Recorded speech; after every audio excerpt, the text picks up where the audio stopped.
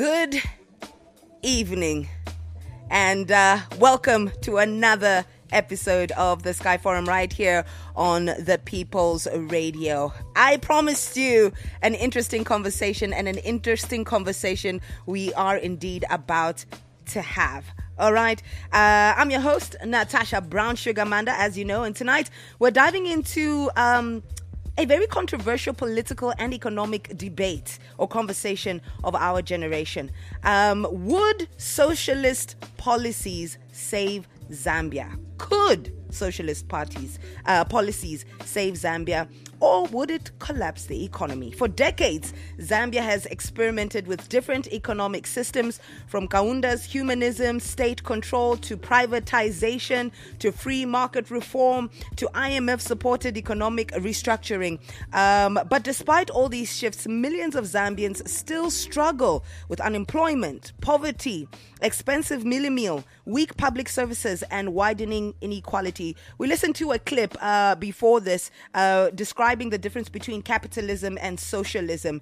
And tonight we ask, has capitalism failed ordinary citizens, or is socialism the way to go? Or is it a fantasy that could destroy investment and economic growth? It's important to have these conversations so that we understand a little bit clearer exactly what we could be voting for in the near future. The elections are around the corner, and here on the Sky Forum, we're all about having deep conversations and understanding clearly what our choices will mean. And joining us in one of is one of Zambia's strongest and most vocal socialist voices, President of the Socialist Party, Dr. Fred Membe. Honorable, thank you for joining us tonight. Thank you. Thank you for hosting me. I'm so excited about this. I'm very excited about this. I hyped you up to the listeners, and they are ready to hear what you have to say. I love it. You're lively. Thank you very much. Thank you very much. Remember that you can join us on 0966 100 885 or 0777 885 885. I will let you know when the phone lines will be open. Do not call now, because if you call now, I just won't answer. Okay? But when I've opened the phone lines, you'll be free to talk to me, talk to Dr. Fred Membe, ask your questions, make your... Like another commodity. A human being created in God's image, sold like a bag of potatoes. This is the system, the same system that colonized us.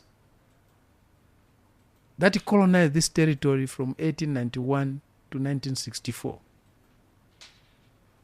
This is the same system that in 1854, 1855, in Berlin, shared Africa like a plot, subdivided, creating the countries that we have today, balkanized our continent, turned it into a series of Bantustans. We have not known any other system on the African continent other than the capitalist system. Even in Zambia, there was no socialism in Zambia. What was here was a bit of what the World Bank described as state capitalism, championed by the World Bank.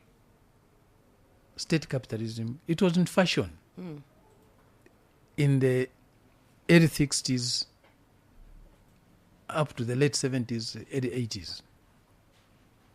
So Zambia has never been a socialist country. We have never had a socialist country in Africa. Having enterprises owned by the state is not a socialist phenomena alone. We have capitalist countries where there's state ownership. Most of Europe, including the UK, they had state ownership. They still have companies that are owned by the state. Yeah. There's no economic system where the state does not participate in the economic sphere. The big transnational corporations that you see from America and other places, they have been helped to be there, to grow by the state. So to talk about Zambia having experimented many economic systems, no, Zambia has not experimented many economic systems. I can say the whole of Africa. We have only known one system. Capitalism. Capitalism. If capitalism was successful as an economic and political system, why is Africa still poor? Why is Latin America still poor? Why is parts of Asia still poor? Why are we poor?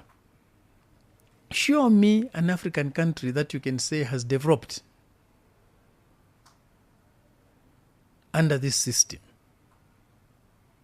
So do we continue to run our affairs under a system that has failed us for centuries? A system that has dehumanized us for centuries? That has humiliated us for centuries? That has turned us into slaves for centuries? There is no better way we can organize our affairs. There is no alternative to this. It was ordained by God on us. A system built on the degradation of a human being should continue forever and ever. If it's beneficial to us, where are the benefits? Where are the benefits? If you can show me the benefits of the system we have run for all these centuries. Today we have average poverty in Zambia well above 60%. It's almost getting to 70%. We have urban poverty averaging 31.8%. We have rural poverty averaging 78.8%. Are these not products of capitalism? When I listen to what socialism is and when we define what socialism is, it's basically everybody putting their food in one basket, no matter what you have, and sharing it equally amongst everybody else. No, Natasha, that's erroneous. That's totally erroneous. Okay.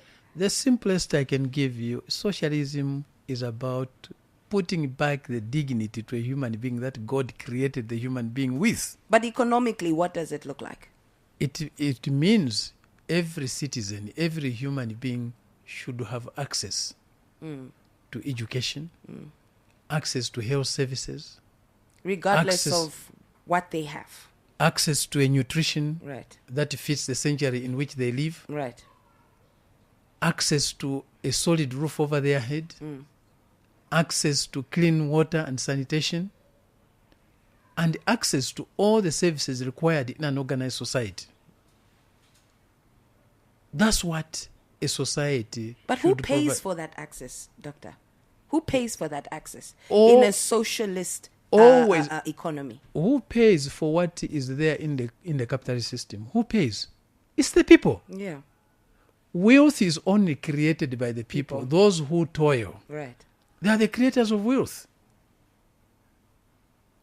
In every system that you may look at, every economic or political system you may look at, the wealth is only created and can only be created by those who work. It's only created by the workers. They are the only creators of wealth. Dr. Membe, critics say that socialism sounds good in theory, but fails in practice. Countries like Venezuela, for example, are often used as warnings. Why should Zambia believe that this model would be different, or your model would be Don't different? accept to be lied to. You have been lied to. And propaganda has brainwashed you. First, start with China itself. China is a socialist country. China became liberated in 1949, 2 years after India. India pursued the capitalist path. China pursued the socialist path. China is building socialism today with Chinese characteristics. China has surpassed the United States in many fields today. Even the GDP of China, using the purchasing power parity, is above the USA now. China's economy is bigger than the USA now. In the shortest historical time, The USA became independent in 1776. 1776, China 1949. Look at the achievements under the Communist Party of China. Look at a country like Vietnam, which was battered by the American War up to the mid-70s. Look at where Vietnam is. Look even at Cuba. That they tell you that, socialism has failed in Cuba. Let me just be frank with you. Cuba has one of the highest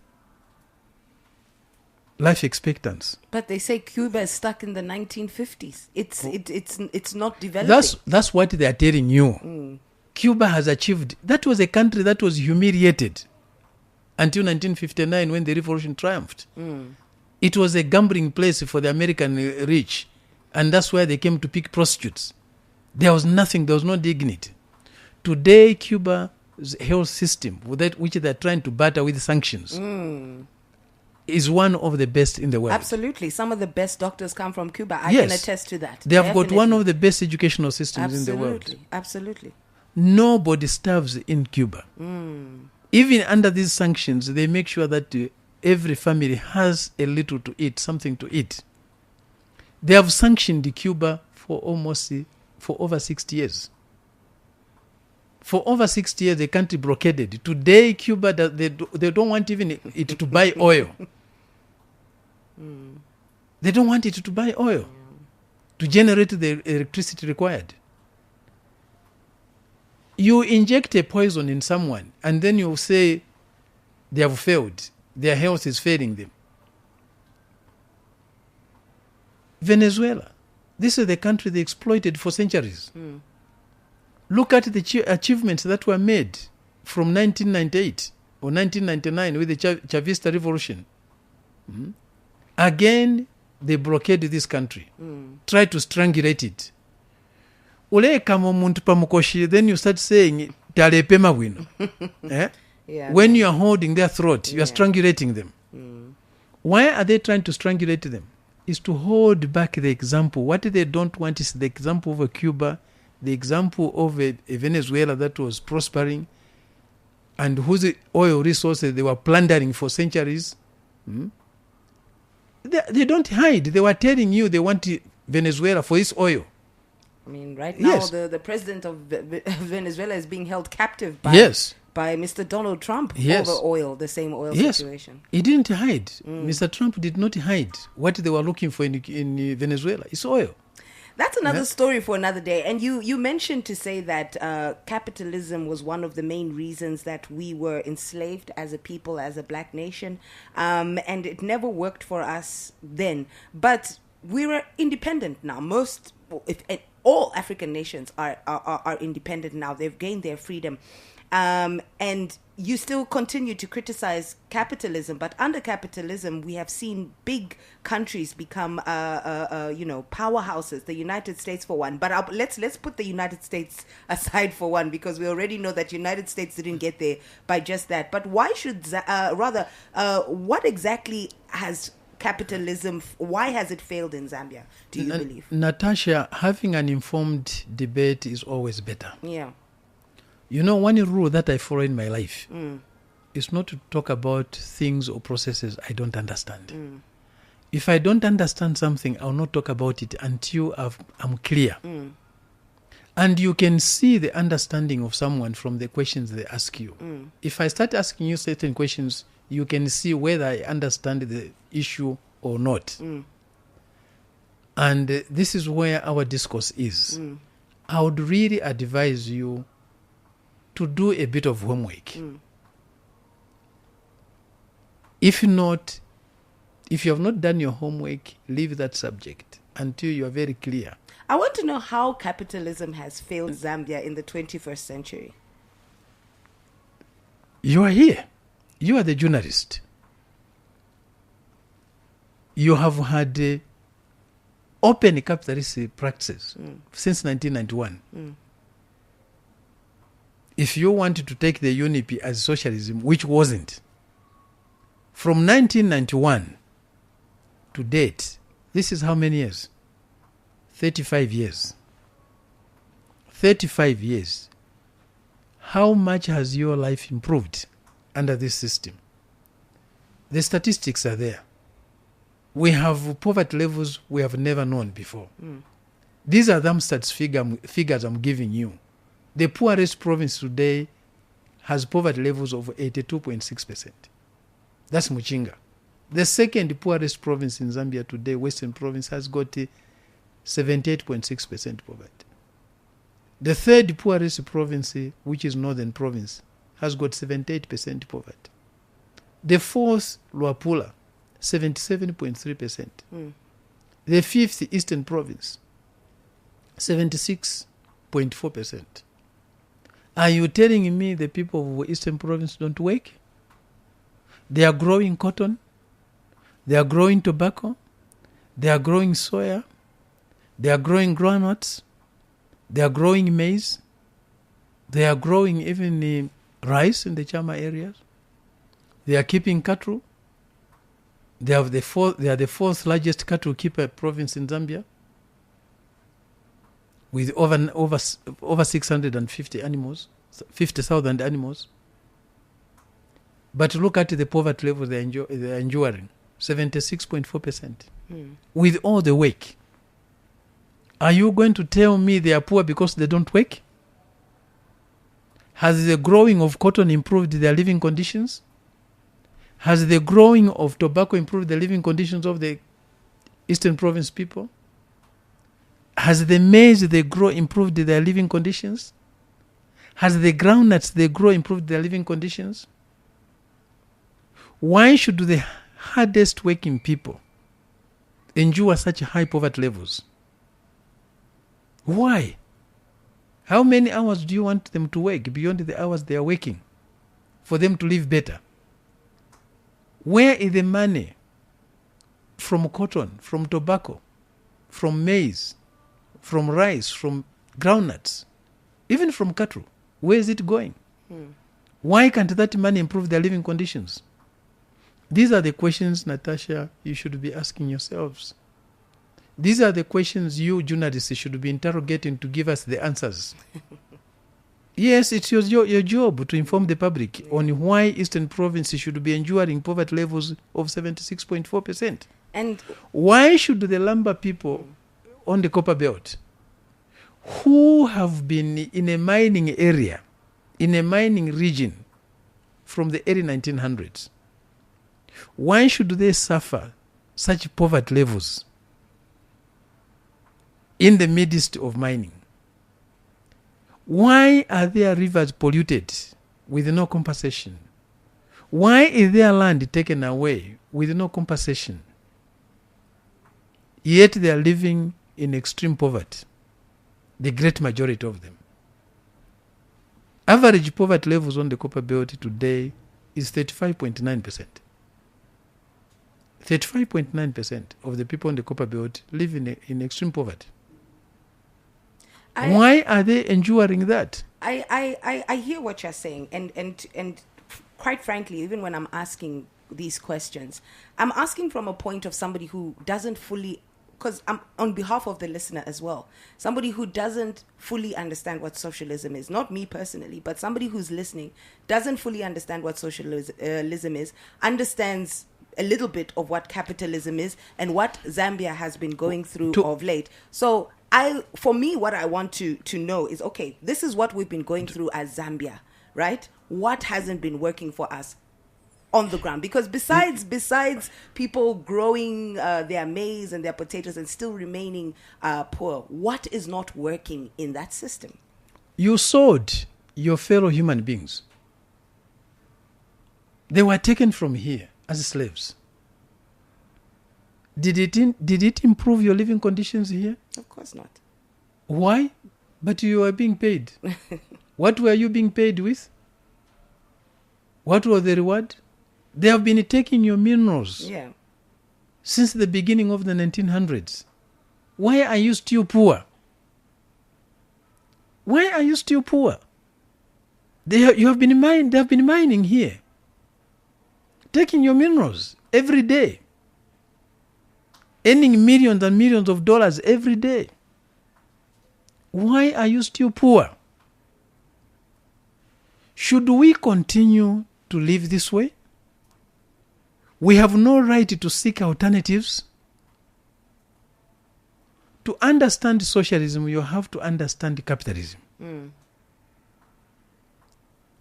Socialism is seeking alternatives, the way out of this misery, of this humiliation.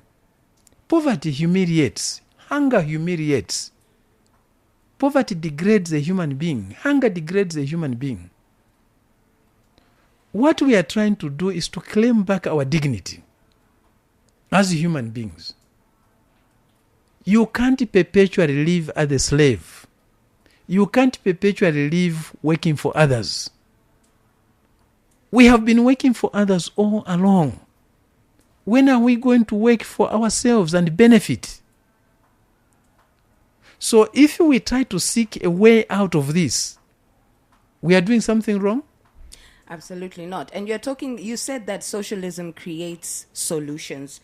I want to move on to those solutions. If you became president, what are the 3 policies that you would put into place? The first thing is to get back our country to ourselves. Let's get our country back to us. It's taken. We have no control over our country today. We have no control over the economy of our country today. Let's start with the financial sector. Your banking sector, with these $12 billion assets, only 2% of it is under the 100% control of Zambians. Only 2% is 100% controlled by Zambians. Money, if you don't control money that is flowing in your economy, you have no control over your economy. Money is like blood flowing in our bodies. It transports nutrients to the parts of the body. You can't rely on another person's blood. Another person can't control your blood. You can come with a very good business project, business plan. Natasha, you can go to the bank, you will never get the money to implement that. We have brilliant Zambians, innovative Zambians, who can't set themselves business goals because they have no access to money. Money is under the control of other people. Yet the money that is circulating in these banks is your money. 60% of the money circulating in these foreign banks is Zambian government money. NAPSA has over $12 billion of cash. Where is that cash? In NAPSA offices? No, it's in these same banks. And that money, NAPSA money, is your money. NAPSA gets money from you, it takes it to these banks. These same banks go to the Bank of Zambia and buys treasury bills, making huge profits and taking those profits out. Every day money is going out. They are getting richer and richer and richer and richer. You are getting poorer and poorer and poorer. We are saying definitely this can't continue forever. Wait a minute. Where have we gone wrong? What are the solutions? If socialism is not the answer, what is the answer? I said our strategic objective is not ideology. Our strategic objective is to improve the living conditions of our people. We will never place ideology over our people. And an ideology is simply a formula, a method, a tool you want to use to change things, to analyze things and change them. If one tool is not working, you get another tool. And who creates a tool? It's the human being. Who generates these ideas? It's a human being. Let's come out with ideas. If socialism is not the answer, abandon it. But you've sort of named your party. Next? You've sort of named your party around the ideology of socialism. Yes. So if it doesn't work, will you remain to be the socialist party? It's not a dogma. The socialist ideology is not a dogma. It's a tool to use, which you keep on sharpening. You can call it anything you want. Why are you calling yourself Natasha? Are you telling me you cannot change the name of Natasha if you want to and still remain the same person? If we changed the name of Socialist Party, what does it change? I want to, can I be frank? Can you allow me to be frank? Yes. All right. The ordinary Zambian, doctor, they don't actually care about economic theories. All they care about is survival, the cost of living, the issue of the cost of living. They want their lives to be better. Like you're saying, you say that it's an ideology that helps. It's a tool that is used to better the life of Zambians. So under your system, for example, this is for the layman in Zambia. All they want to hear is the cost of meal will go down. There will be more jobs. The cost of fuel will go down. So under your system, does life actually improve, and how? Look, Natasha, everything has a theory. Everything has got a theory. The journalism we are practicing here, there's journalism theory. That helps you analyze things. That helps you come to certain conclusions. Are you telling me the journalism theory is bad? We shouldn't go to school to learn about the journalism? It's a waste of time? Economics has got theories. We shouldn't go to school to learn those economic theories because what is needed is practice. Medicine has got theories. Doctors shouldn't go to medical schools to learn about medical theories. They should, of course. Even religious education has got theories. That's why we have got theologians. Theologians spend a lot of time studying theology, studying religion. Your bishops have got PhDs in theology. Some of them in law, canon law. Catholic bishops usually go and specialize in canon law. Archbishop Ali Kibanda has got a PhD in canon law. He should have just continued preaching without going to learn that. Capitalism, we go to school to learn capitalist theories. When you study economics, you learn about the capitalist theories. I've been learning that for a good part of my life. I've got a PhD in economics. What was I studying? Theories. What was I developing? Theories. You learn theories and you develop also your own. I was a journalist for a good part of my life. Did I just jump into the newsroom and start working? No. I had to learn the theories of journalism. I'm a lawyer. Though there's a joke about it. You just go into court and start to practice law? Of course not. Yeah. So what is wrong with learning something? How do you learn? Learning, part of the learning is theorizing. Yeah. That's how you solve problems of human society. What do researchers do? When there's a problem, you send researchers to research on a problem. Why do you send them? Why don't you just go and do it? To put up the equipment that you are doing, people created this. They were theories. Electronic theories, electrical theories, and so on. But the question still remains, Doctor, how will life improve under your system? One of the first things that you have to do to improve society is to understand the society in which you live. Yes. Where are you coming from? How have you arrived where you are? How did the poverty that we're enduring today come about? Why are we poor? Can you move forward without understanding why you are poor today? No, to know where we're going, we must know where we're coming from. Exactly. When you know where you are coming from, where you are, then you can devise where to go. We have this history of more than 700 years. We have a fair understanding why we are poor today, why we have been humiliated this way, and we are seeking solutions. The solutions that do not require us to start implementing the same things that have brought us to where we are. We will never get out of it.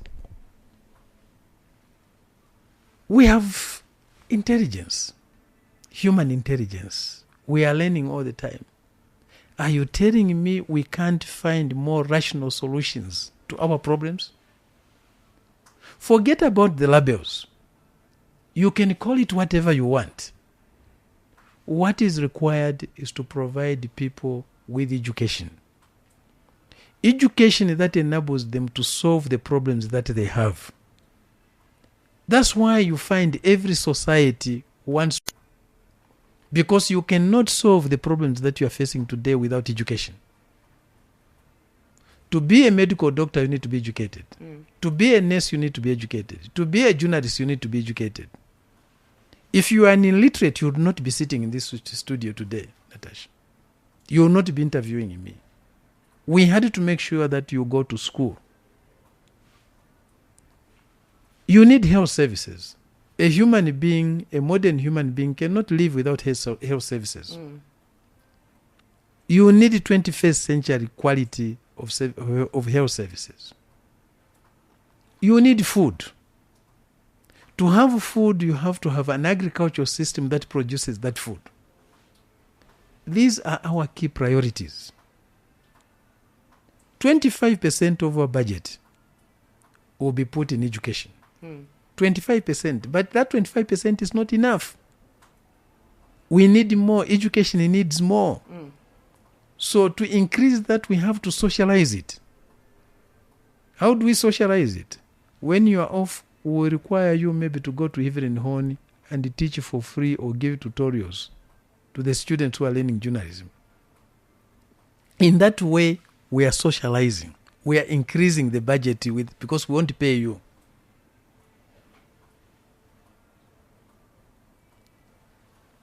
We will put 20% of our budget in health services.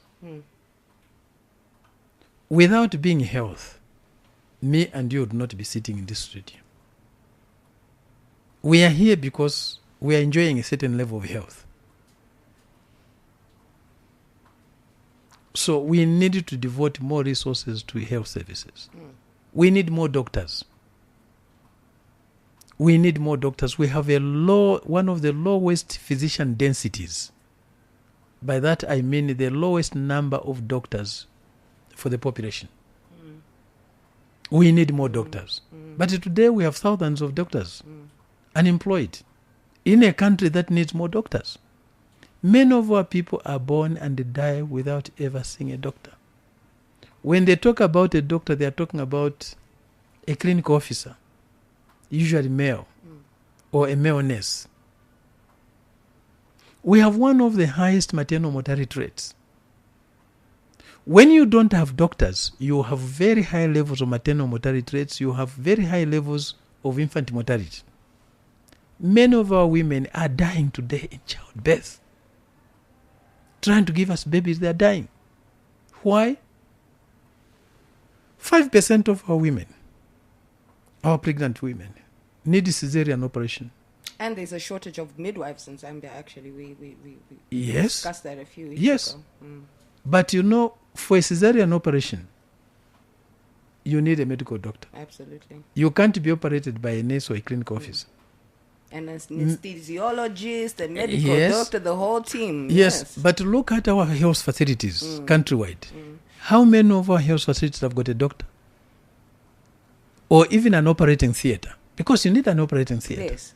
So many of our people, especially young people, die in childbirth because they don't have access to cesarean operation. They die. We lose them. We lose them. And most of those women dying like that are poor women in the rural areas and even urban areas, the rural urban poor. Another killer of our women due to poor health services is bleeding. Bleeding. Lack of antibiotics, proper antibiotics to cure the wounds that come up with childbirth. And these are cheap things. These are valuable. It's simply a question of supplying them, paying for them. We have nurses who are unemployed, thousands. Midwives, unemployed, thousands. Yet they are needed in the hospital to save our people. We need to start producing certain medicines. We need to bring the cost of medicines down. So there are a lot of things that are needed in the service, in the healthcare system. It's not just sharing contracts to build a clinic here and so on. No, there's much more. So you've spoken about the education sector, 25% of your budget or maybe more. You said it could be a little bit less going to the education sector. Another portion set aside for the health sector. Which other sector would you say? Agriculture. Okay. 10% has to go to agriculture. 10%. Agriculture today saves the lives of about 80%, direct and indirect. 80% of our people are direct or indirectly engaged in agriculture. I would say about 70 to 75% of our workforce, Zambia's workforce, is deployed in agriculture, but producing only 3.5% of the GDP. Only 3.5% of our wealth, our national wealth, is produced by agriculture. And that's where what the 80% or so of your population shares is too little. And if 80% of your population is only sharing 3.5% of the wealth of the country, you can't deal with poverty. No, you can't. And that's why you find the rural people who are totally dependent on agriculture, the average poverty in the rural areas is 78.8%, almost 80%. It's tying up. If you don't invest in agriculture heavily, you are not going to move the majority of our people out of poverty. Poverty will deepen, unemployment will deepen. I want to ask you, Doctor, with the current economic landscape of Zambia, the current political atmosphere of Zambia, while this all sounds amazing and I'm sure people are cheering on to say, yes, this is what needs to happen, realistically speaking, can your ideas actually win elections on the 13th of August? It's not about just winning elections. You can win elections by lying to people. People have won elections in this country by lying. Hakainde Hichilema won elections in 2021 by lying to the Zambian people. He lied to them on so many things and he won an election. You can go and lie and win an election. And it's not only in politics where lies, carry the day for most of the time. Natasha, if I wanted you, I would just come, hey baby, just go out with me, I'll build you a house. Yes. No, we know those lies. Nkakushitira motoka. Yeah, I'm crying. Nganda nkakula. This and that and that. I have a little bit of cash, I flash it around. Sell the dream. Yes, you are swept off your feet. Sweet talk. Pay attention to you for those few days. Charm you up. A month later, naliruba. You don't see me. When you call me, I'll call you back. I'll call you back. And I never call back. Aba pufibala yefingi. And they carry the day. The road to hell, they say, is much wider. We have been preaching the gospel. The gospel has been preached to us for more than 2,000 years. Look at where we are. Look at the state of the world. Look at how sinful we still are. evil carries people very quickly. The road to evil is very fast. So then how does the Zambian recognize when they are being lied to, when they are being seduced, when they are being, like you've said, you've brought a very good example. But I think even in that scenario, there are red flags that we look out for as ladies, even when a man is quote unquote courting us. Even in politics, look at the red flags. Yes, because politicians are courting Zambia right now. Look at the red what flags. What are the red flags? What are the red flags? Tell me, Dr. Membe. Populism is one of the red flags. Cheap populism is one of the red flags. People who speak the truth are seldom listened to. They're seldom listened to. Ubufi bwalilowa okukira na shuga yakuna kambala. Ababufi bakwata olulimi olwalowa. Very sweet tongues. That's what is happening to you. But for how long are you going to be duped and duped and duped? Uyu aisa akubepa dumps you. Uyu aisa akubepa dumps you. Uyu aisa akunyunya. Uyu aisa akugonga. For how long? For how long? Do you want us to join that league, lie to our people just to win an election? We have to tell the people the truth. We have to tell the people the truth. Even if it doesn't win us an election. Our strategic objective is not to win an election. Our strategic objective is to wipe out the tears from those mothers who can't sleep. That's actually the answer I was looking for. Not that specific answer, but that's where I was driving to, because a lot of the times when we have aspiring candidates in the studio with us, it's no, we want to get them off the seat. We want to remove them. But I think the people of Zambia are tired of hearing party agendas. You know what I mean? We want to hear what our potential leaders, our current leaders, our aspiring leaders actually plan to do for the people on the ground, minus ideology. It's not what we're going to do for the people. It's what the people can do for themselves. There we go. We are saying the politician alone cannot manage to move our people out of the poverty they are in. And that's the mentality of Zambians. Boma yanganepo. No, it won't work. It hasn't worked. The colonial government failed to do it. The post-independent government for more than 60 years has failed to do it. I personally think we need to get rid of the word Boma, in fact, because it actually... And who is Boma? Boma should be you. Government should be you. Ubuteko nimwe. Yes. No, what true. You can't do for yourself, Natasha, nobody will do it for you. Nobody will do it for you. It has to be done for you with you. I said it earlier. Ababufi bala efingi. Nga mwamvotela, nga miretere efi, nga michitire efi, nga mipere efi, bala fileta. Bala fichita. Nga mwamvotela obunga mukalashita pali 50 kwachi obunga nishinga lero. Nga mwamvotela fertilizer mukalashita pali 250 kwachi fertilizer nishinga lero.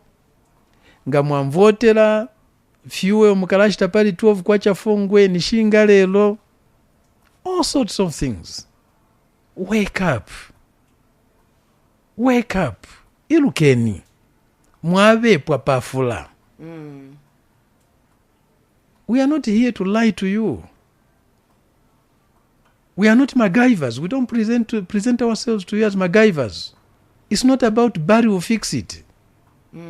I said it in 2021 at a virtual rally in Kasama. I said, Balebe Pabu Abaletila, Barry will fix it, Barry fix it. What is he going to fix? I was accused of attacking a fellow opposition political party.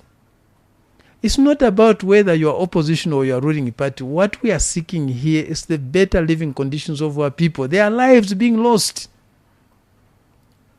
Their lives being lost. This election is about the lives of our people. Natasha, you know very well there are people who can't sleep because of problems. Many of our civil servants and other workers are in a debt trap. Some are taking their lives. Not because they are reckless, but the responsibility is far out to strip the income they get per month. And with so many people out of work, having no jobs, one person who is working is looking after so many people, and you don't know who to keep away from. Ichishere kuya mukongora.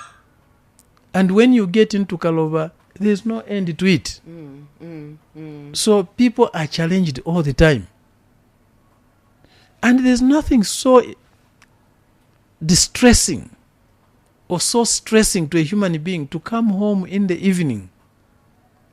There's no food. The unit for electricity are finished.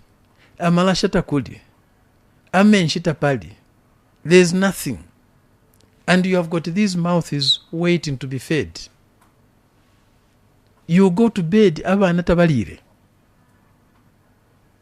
You can't sleep as a parent. You are a parent. It's stressing people. Absolutely. And when that gets into a system, a dairy system, things go wrong with one's health. BP starts shooting up. Sugar levels start to rise. The next thing is death. We are saying, let's find a solution to these problems.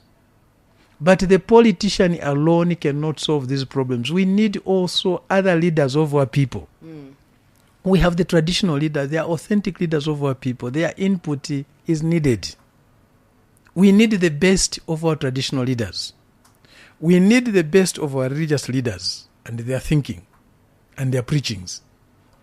We need the best of our business people.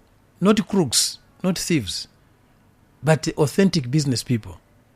We need the best of our trade union leaders to participate. We need our professionals, you, the professional, the journalists, and others. We need you to participate in shaping the future of our country. The politician alone cannot manage, and is not the best leader of our people, and is not even the most honest of the leaders of our people.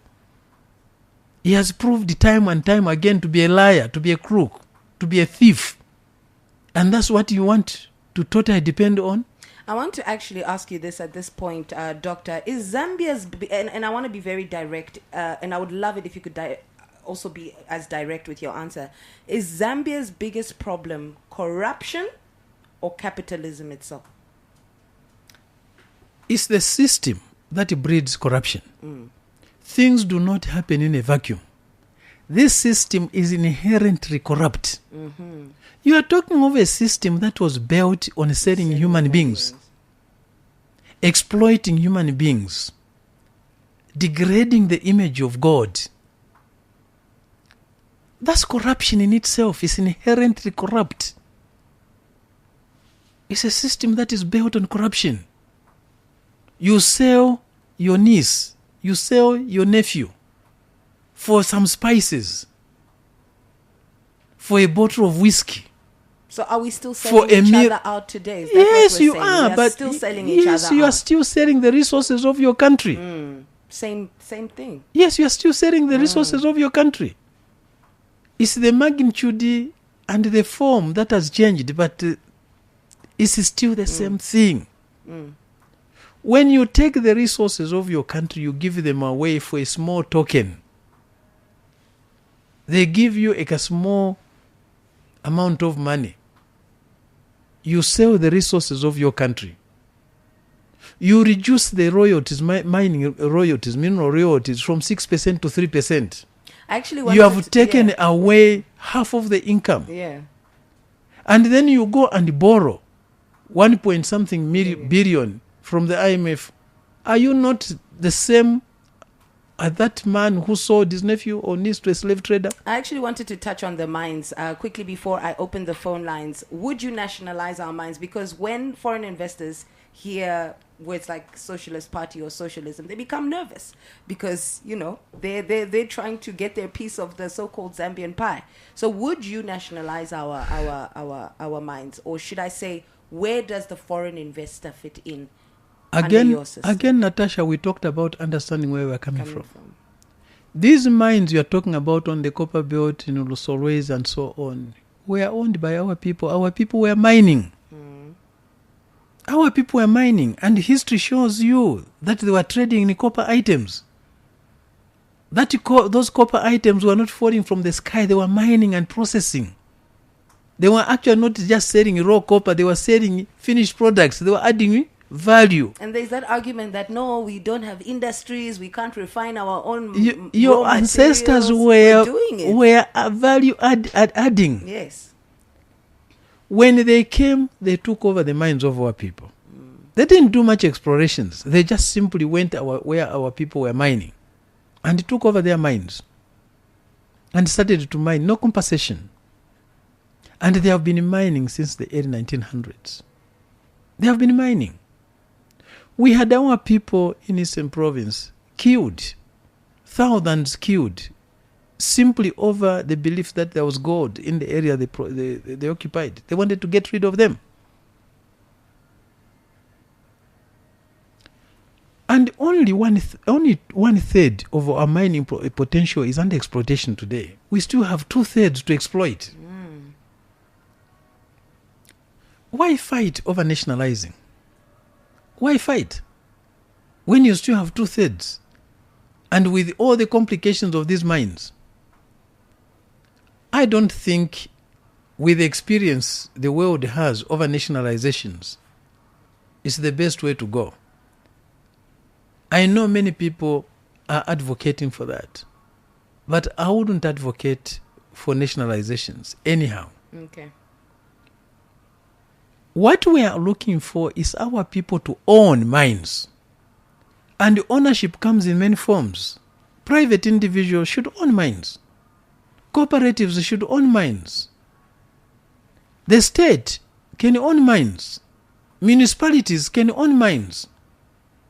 Even traditional authorities can own mines. Doctor, I want you to continue on that thought, but I just want to add this in, that there have been complaints that, local players have tried to buy, they've been given mining licenses, but they end up selling those same mining licenses to foreign investors. So I feel like it's not sometimes it's not even the system that's the problem.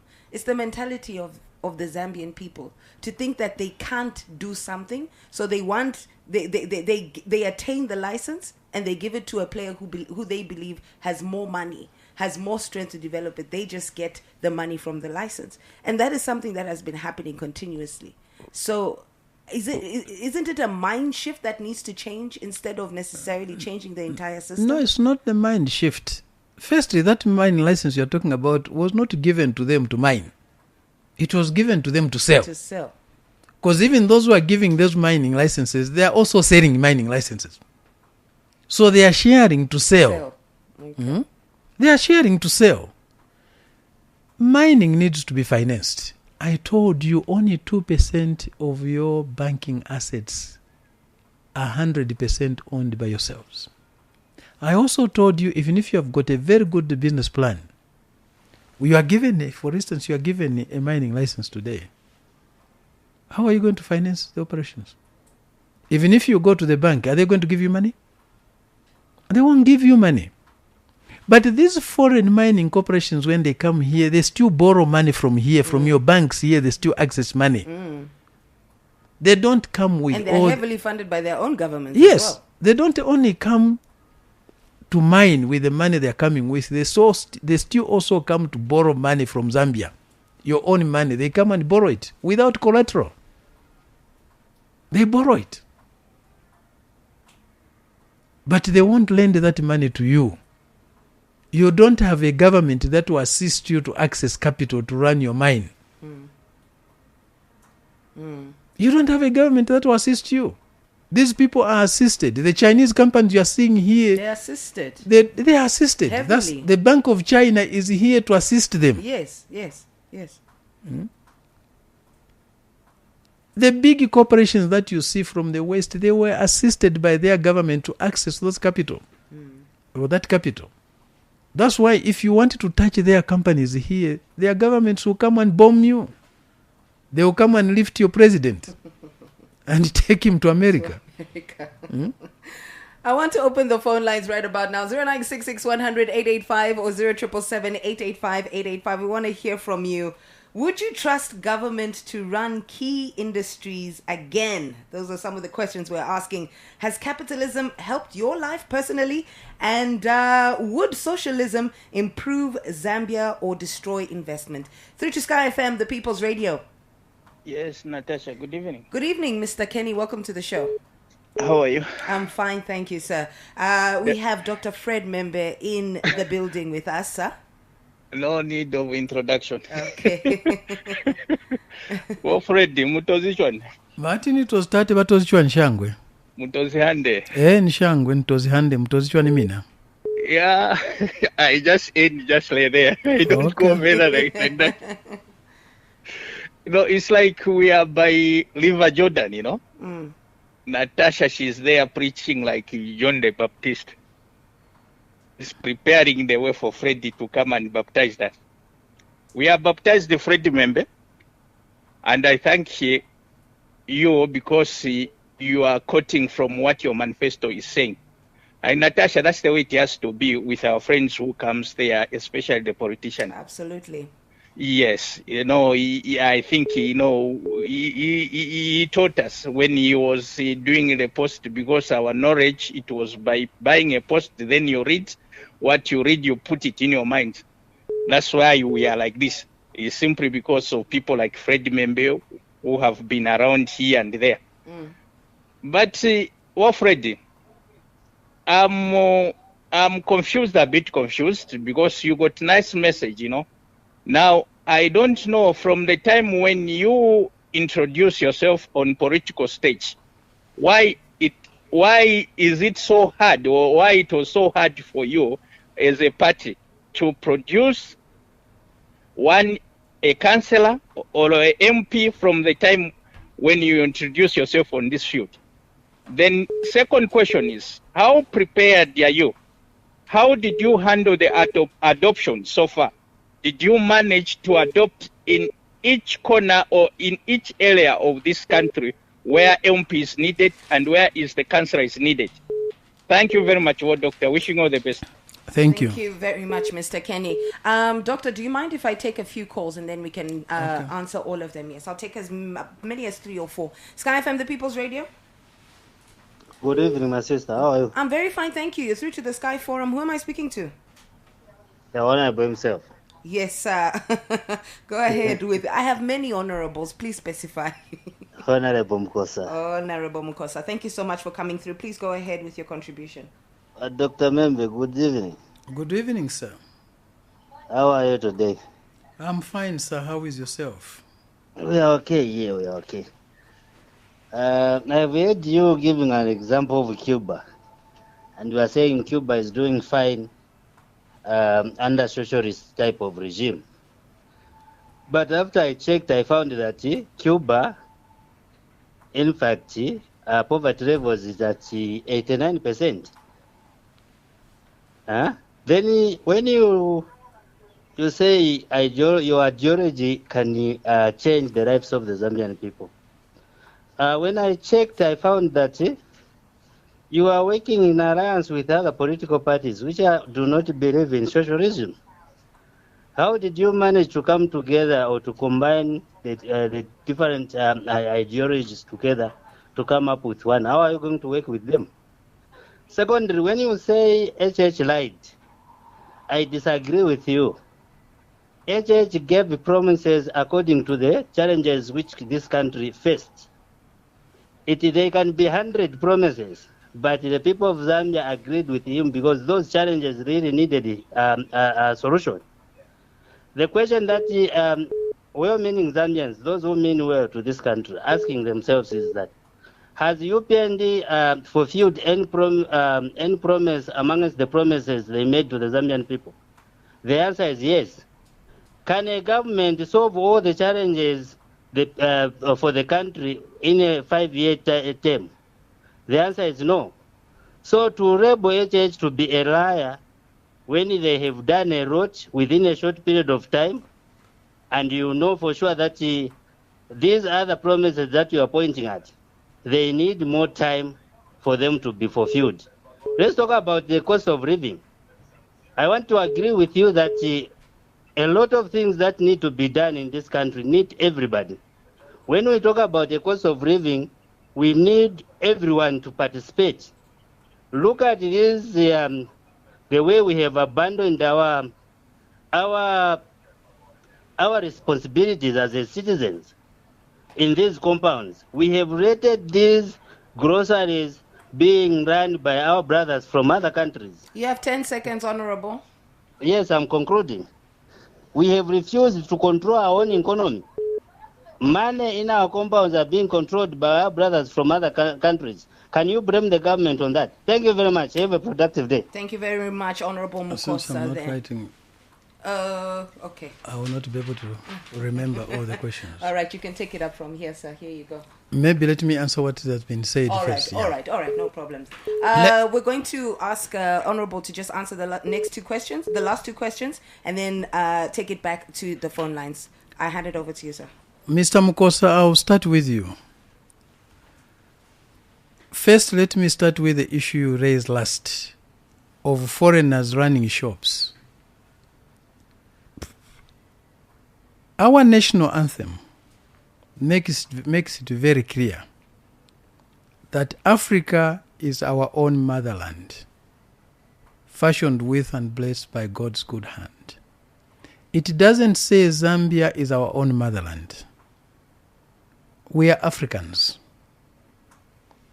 And Zambia is part of Africa, which is our own motherland. Let's be welcoming to fellow Africans. Let's not teach ourselves and our children to hate other Africans. Africans are discriminated wherever they go in the world. Zambia should be the last place where an African is discriminated, is humiliated. If Africa indeed, as our national anthem says it, is our motherland, not Zambia, why do you want to chase away other Africans? They have come here to work. You don't say the same thing about the Europeans who are here. You don't say the same thing about the Asians who are here. But you want to focus on your fellow Africans who are running shops and sometimes who have run away from persecution, from tribulations. Do you want us to have the same xenophobia that is in South Africa today? In which even Zambians are targeted despite having made such a huge contribution to the liberation Struggle of South Africa itself? Yes. I can confidently say this because I grew up in the African National Congress. I grew up in the South African Communist Party. I was part of the liberation process in South Africa. I don't carry a South African passport, I carry a Zambian passport. South Africa belongs to us all, the same way Zambia belongs to us, to all of us. When we were struggling against apartheid, there was nobody who said you can't do this because you are not a South African. We were welcomed in the struggle by our leaders and treated well. So let's not join that xenophobia. Let's treat fellow Africans as Africans. We are Africans. Let's love ourselves. If we don't love fellow Africans, how should we expect the Europeans, the white people, to love us? Why should we expect the Chinese and others to love us? So I don't subscribe to the hatred for fellow Africans. What we are seeking is a unity of our continent. What we are seeking is integration of our region. What is regional integration without integrating the people? We welcome the movement of goods and services, but we don't want to welcome the movement of human beings. You would rather have Rwandese capital come here by foreigners, by white people, but not by Africans. I also understand, sir, your praise about the achievements of the UPND government. I sympathize with you because it's your job. You are a paid caller on behalf of the UPND. And you are doing just that. And you probably also you are living better than the great majority of our people. Because you are near to power. You are part of the ruling party. And you are benefiting in some way. Because if you are not benefiting, you wouldn't be doing the work that you do every day. It actually surprises me, the stark contrasts of our callers. You'll have a certain faction that will say, oh, we are suffering the standard of cost of living. We things are expensive. Tule chula. And then another side that will say, no, they're doing great. Things are cheaper. It's very interesting to see that. It is. Actually. It depends on where you stand. If you are benefiting, you are enjoying yourself, you can't complain. You can't complain. Unless you have a high spirit of solidarity with others, unless you have boundless humanity that makes you feel the pain of others in your own ribs. There are some of us who, if we are satisfied, it's okay. It doesn't matter the other person whether they are hungry or not. Solidarity is not part of our spirit. It's not part of our DNA. The truth is the great majority of our people are suffering. The statistics are there. The statistics I'm banding around are not coming from my head, Mr. Mukosa. They are coming from Zamstats, a government agency. These are figures produced by the government itself. When we talk about the poverty levels we're talking about, we are not dreaming. These are realities. Yes, yeah. And there are faces to these sufferings. Look, how many people are in formal employment today in this country? Less than 1 million in a population that is almost 22 million. We have less than 1 million of our people in formal employment. The mines that used to employ thousands and thousands of people today, they're employing very few people. Very few people. And those who are in employment are carrying a huge, huge burden to look after the extended families. And that's why I was saying they're in a debt trap, because they have to borrow to try and balance things. But even with borrowing, it doesn't balance things. It actually creates more problems. Some of them are committing suicide. The situation in Bamukosa is hard. It's not being against Akainde or being against UPND. No, it's the reality of our people. It's the reality. If you are living well, we wish you to continue living well. I don't want you to live a difficult life. I wish you a better life, as I wish everybody else. And I am in no way saying you should live a difficult life, Bamukosa. Take what you can take, but do so with humility and with sympathy to those who don't have, those who are enduring the poverty that is prevailing in our country today. Just have a bit of sympathy for them. Amataki is not good. Don't show off when you are living well. Don't ignore the plight of others when you are living well. I think Mr. Kenny asked you, how prepared are you for the upcoming elections? Any contest, there's nobody who is ever fully prepared for any contest. Even the UPN is not ready. Even those who write exams, you have been preparing for a year or so, but the night before the exam, you start trying to touch this, touch that. Your stomach is not functioning properly. There's anxiety and so on. There's work to be done, sir. There's work to be done. All right. But this is not a contest. It's simply an engagement with our people, trying to construct a leadership that can meet the challenges of the time. It's not a competition. It's not a game. And it's not something that is determined by us alone. It's also determined by the positions you take yourself. If you feel this is okay and we should continue with this, there's no problem. There's nothing we can do. We alone cannot make this country better. We alone do not have all the answers or the wisdom that is required. Yes, we have very high levels of education, but we would be deceiving you if we told you we alone possess the monopoly of wisdom. We are the MacGyvers. No, we are not the MacGyvers. For us, there's nothing like Barry will fix it. This has to be done together. The changes that are required can only come if we work together. Thank you very much, Doctor. I want to open the phone lines again, 0966-100-885 or 0777-885-885. Remember that you can also drop us a text like the one that I just received saying, "Hi, Natasha and Dr. Membe. How are you? I think Dr. Membe is the way to go. He has a good message, but like he said, our people love liars." Taking your calls right now, Sky FM, the People's Radio. Good evening, my dear sister. Good evening. Who am I speaking to? Where are you calling from? This is Boyd Kapinga calling from Ghana. Mr. Boyd, welcome to the Sky Forum. Go ahead with your contribution. Nditashukuru balishani uko mkwaye. Ifo tulife bwino wa doctor na tubiranye. Na totela shukuru tulife bwino. Mkwaye. Wa doctor membe fomulero ndoroda na experience na kwa tapadi mwene urela nda so bwino sana. Mure mkwaye. Ndio mfashukuru. Mkwaye. Inopona rubikoru parubali rwandi na mvika padi Yesu Kristo padadi shevumba abantu 5000.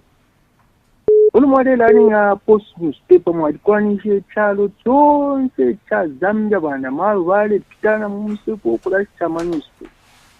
So like ukula ni chalo to my side inofumbola kepechi bukangi okula ni chalo vyao mala ndakanwa ya abantu.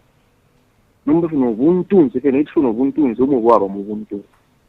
Lende mpela kusamashu yakukosa muzi abakoseru mure imanyina. No kula mfa abantu fu baleda ndati ava nabakwatamo saku contribute abata bakwete mu lubali. And they like if you are going to take that develop charo cha Zambia. Zambia could have develop now less than 2 years or 6 months here to develop.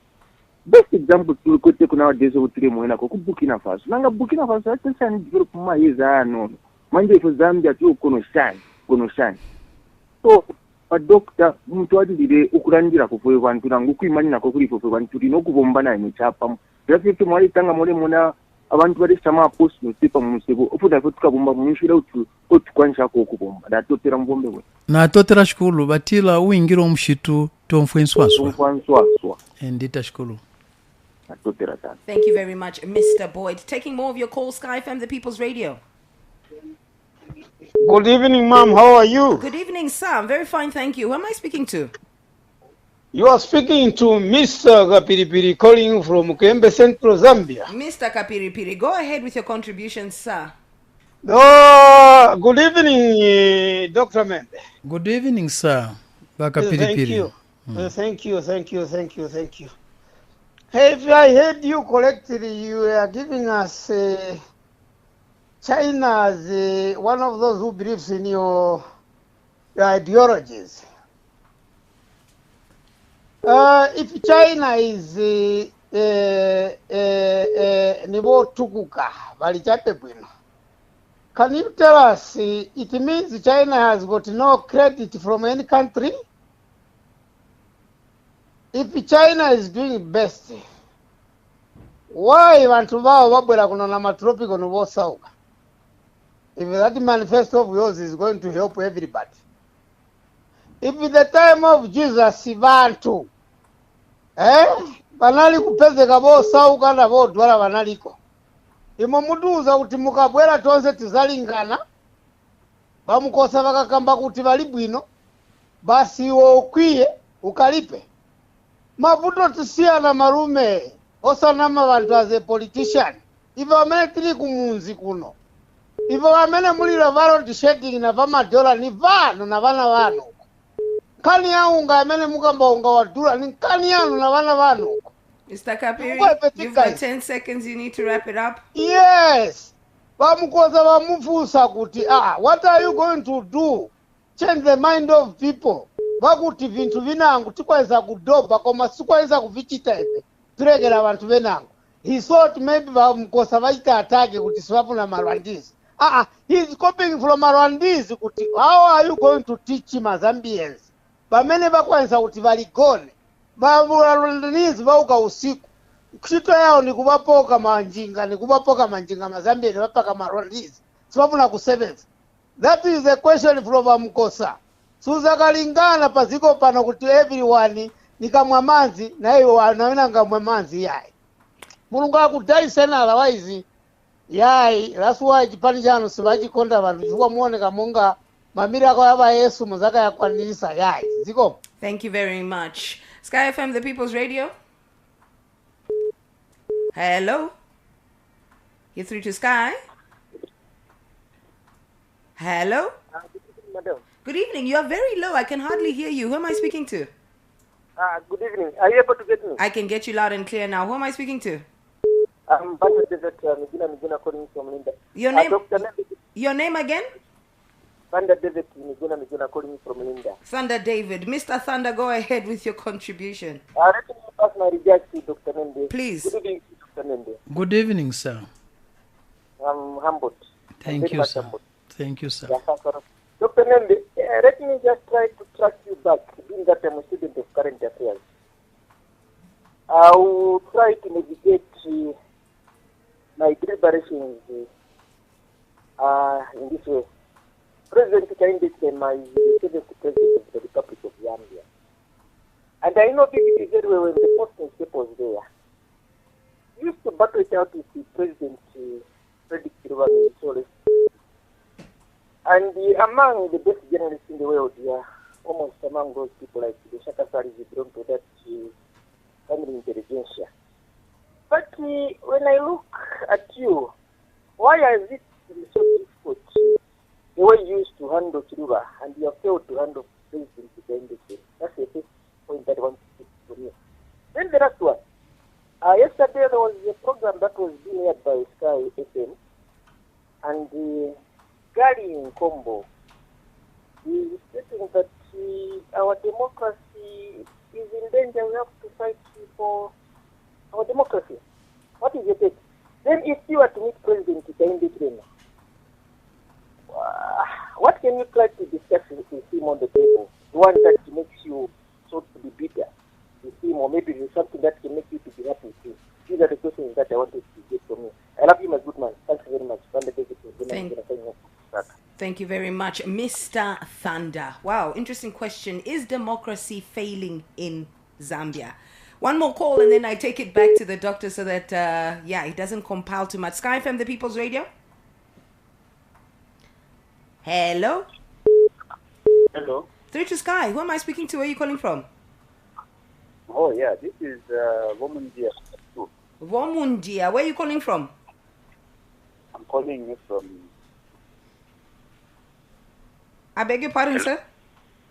I'm calling you from Mainwood. From Mainwood. All right. Please go ahead with your contribution. Yeah, I've said the man what the man is saying. So first of all, who is on the line? Who is on the air? Did you just join us? Yeah. I just joined you, but I didn't get the question.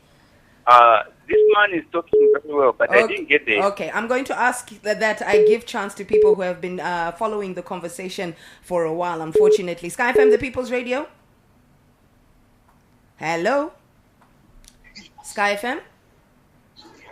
Sorry, my sister, for coming back. Just 1 second. Who am I? Yes, who am I speaking to? The Honorable himself. Okay, yes, Mr. Honorable. Yes. It is very disappointing, remember, that after you telling the Zambian people that you are not going to lie, you are not a liar. But just a second after telling the Zambian people, you have lied already there on the radio. Honorable, huh? I'm going to drop you now and take another call. Not because I don't want to hear what you're saying, but because you've had another chance. Who pays me? And let him tell us who pays me. Okay, but this is not a back and forth, okay? So thank you very much, and he'll respond to that shortly. Thank you very much. Sky FM, the People's Radio. Hello? Sky FM? Hello? The People's Radio, who am I speaking to? Yeah, did you just before? Because you didn't understand what we're talking about, sir. So I wanted you to listen on a little bit, and then you'll join us once you understand what we're talking about. no. I understand everything. Okay. I didn't get the guest.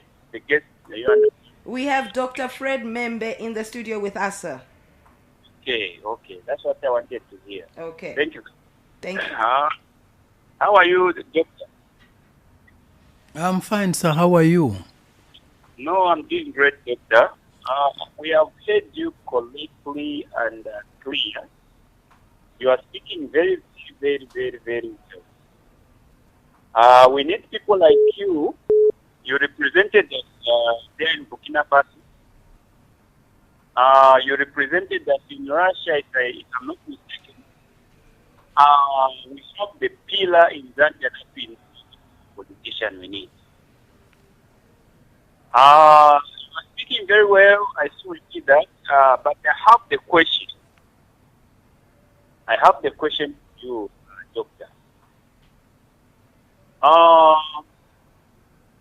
We see our population is growing up, and we have the problem since MMD up to this time. We still have the problem of subsidies, and also when it comes to the we see that our these private sectors who are supplying minimum for us, we find that our favorite Zambia is mostly in Lusaka, which is completed. The guy of the verified. Then it is the money for demand. Then we maningi. So mkabwera imwanini. Kusako chape ati problem yao mtengo yao ngenda pamwamba. Na population na vingono wa military navo hii. Muganza po bwanji ngati sovako bwanji apa pamene mukati kutiuza. Chifuno zila vision yani mchemushe pankani ya unga hii. Okay. Because what is yakula, and the other thing is maybe this supply munakuza simono miki tikwa na 100 but bantu bali opa zingati million and maybe akonda kuba maybe at 35. You have 10 seconds, sir. Please, can you conclude? Yes. So conclusion again, ifuna nizeko vision ya mene kulinayo banembe pankani ya labor. We see mostly Zambian people are very hardworking people. But basically, income yabo manyumba kuninono vinangwakola ma 2000 kwacha. Vinangwakola ma 3000 kwacha. Then kuyangana mankalidwe manyumba pasoma kokonu mwali ma 1 ma 800 ma 200 amome kukakira tikababa zone. So mugari one pankani maleba my like come to kuyangana life opinion. Thank you. Thank you very much. Womundia, your time is up. We do need to wrap it up now, okay? In conclusion, please, if it's me kunani before, if it's kazizera nje pa radio. Ifuna kuti tikazingala naye mushe tambete sanoti apatia 10 minutes chan. Ifuna mushe vision yan. So I mean, ifuna ime ni mushe tukaziteka. Okay, unfortunately, because of time, I had to. He was exceeding his time, and I also want to touch on a few messages. But I think I'm going to hand it back to you, Doctor, so that we can address as many as we can, or as many as you're prepared to address right now. Let me start with Womundia. Womundia, you are free to come home or to the office. We discuss. Those who seek the best for our people, for our country, should not fear to discuss with others. One, we discuss with others because we do not know everything and we want to learn. And each one of us has got his own experiences that need to be listened to, that need to be taken into account. So you are welcome to come to Garden, to our offices, and I'll give you enough time to discuss with you, to learn from you, and you to learn from me. Indeed, Womundia, the population is growing. With a population that is growing at an average of 3.5% per annum, it means that in the next 12 to 15 years, the population of Zambia will double. It will move from about 22 million people to not less than 44 million people. We have difficulties today taking care of 22 million people. What is it that we are doing as a nation, as a people, to give us the capacity in 12 to 15 years to look after 44 million people? What are we doing in education to ensure that every child goes to school and gets good education? And not education to make them nothing, but education to enable them to develop themselves and their country. What is it that we are doing in health services to ensure that in 12 to 15 years we'll be able to take care of every human being in this country adequately? What is it that we are doing in terms of food production to ensure that in 12 to 15 years every Zambian has a good nutrition? What are we doing right now to ensure that in 15 years' time we have jobs for the thousands and thousands of young people who are coming out of school, college, or university?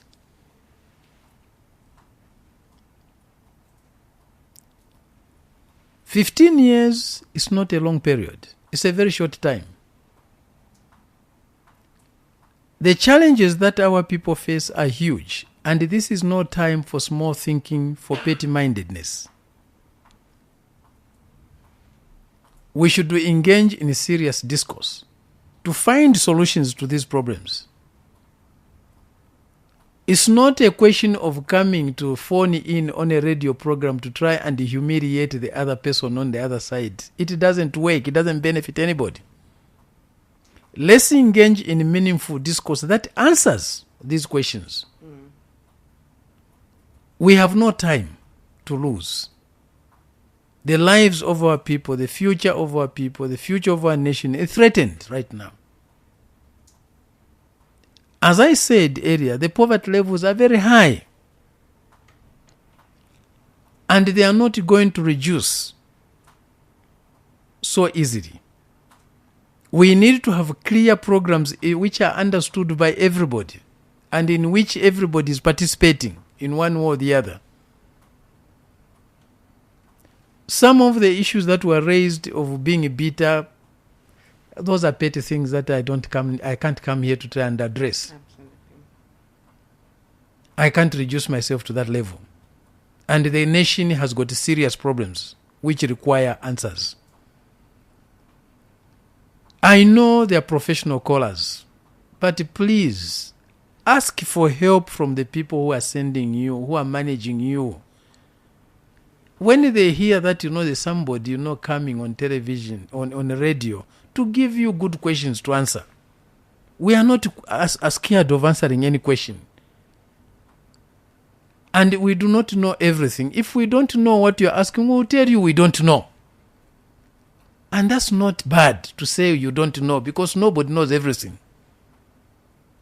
But to try to come here and face the lowest caliber of cadres from the UPND is embarrassing. The UPND can do better. And I appeal to the UPND to put in caliber callers so that they also put us on our feet. We have good discourse. And good discourse will help develop this country, will provide us quality leadership and better policies. Than to get people, as callers, radio callers, who just come and insult us and abuse us. It doesn't work. It doesn't benefit the UPND in any way. it makes the UPND to look bad. And to be honest, on Sky FM, or rather even just here on the Sky Forum, we've always said it is within your right to express yourself, but let's do it respectfully, and you know, without stooping to that level. So I on that one, sir, I cannot agree with you more.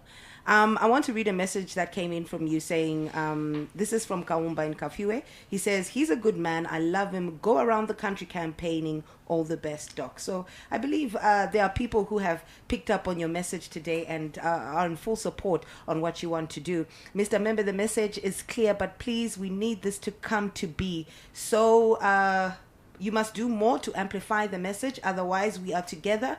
And please give out the lines for representatives in Lima constituency. This is from Musonda in Lusaka, Lima constituency. Thank you very much.